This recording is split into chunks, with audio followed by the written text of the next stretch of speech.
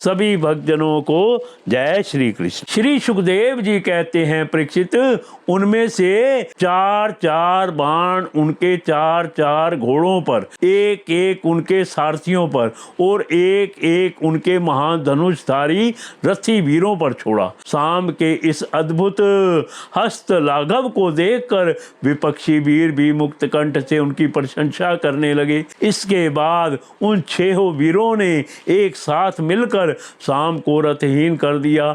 4 वीरों ने एक एक बाण से उनके 4 घोड़ों को मारा। एक ने सारथी को और एक ने शाम का धनुष काट डाला। इस प्रकार कौरवों ने युद्ध में बड़ी कठिनाई और कष्ट से शाम को रथहीन करके बांध लिया।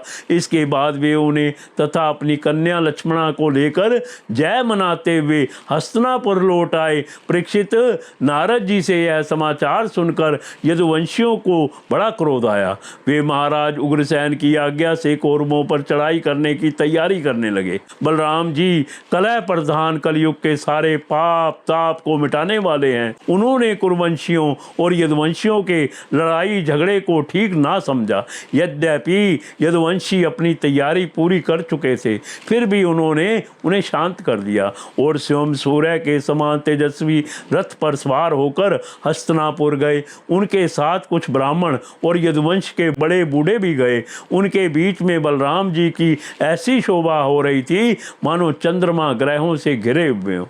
हस्तिनापुर पहुंचकर बलराम जी नगर के बाहर एक उपवन में ठहर गए और कौरव लोग क्या करना चाहते हैं इस बात का पता लगाने के लिए उन्होंने उद्धव जी को धृतराष्ट्र के पास भेजा।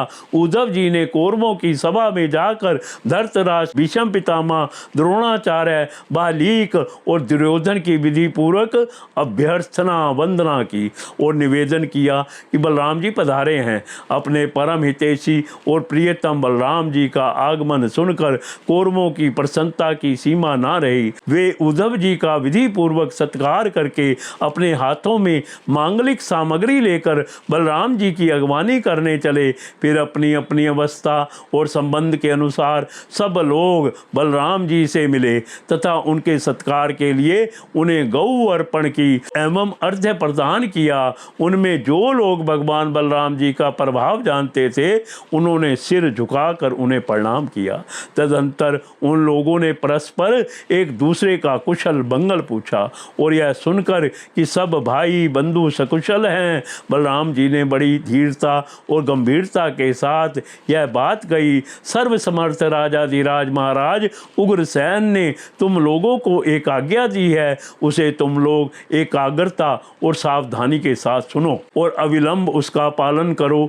उग्रसेन जी ने कहा है, हम जानते हैं कि तुम लोगों ने मिलकर अधर्म से अकेले धर्मात्मा शाम को हरा दिया और बंदी कर लिया है। यह सब हम इसलिए सह लेते हैं कि हम संबंधियों में परस्पर फूट ना पड़े, एकता बनी रहे। अतः अब झगड़ा मत बढ़ाओ, शाम को उसकी नववधू के साथ हमारे पास भेज दो। परीक्षित, बलराम जी की वाणी वीरता, शूरता और बल पौरुष के उत्कर्ष से परिपूर्ण और उनकी शक्ति के अनुरूप थी। यह बात सुनकर कुरुवंशी क्रोध से तिल मिला उठे। वे कहने लगे, अहो यह तो बड़े आश्चर्य की बात है। सचमुच काल की चाल को कोई टाल नहीं सकता। तभी तो आज पैरों की जूती उससे सिर पर चढ़ाना चाहती है जो श्रेष्ठ मुकुट से सुशोभित है। इन यदुवंशियों के साथ किसी प्रकार हम लोगों ने विवाह संबंध कर लिया। ये हमारे साथ सोने बैठने और एक पंक्ति में खाने लगे। हम लोगों ने ही इन्हें राज सिंहासन देकर राजा बनाया और अपने बराबर बना लिया। ये यदुवंशी चमर, पंखा, शंख, श्वेत छत्र, मुकुट, राज सिंहासन और राजोचित शैया का उपयोग इसलिए कर रहे हैं कि हमने जानबूझकर इस विषय में अपेक्षा कर रखी है। बस अब हो चुका।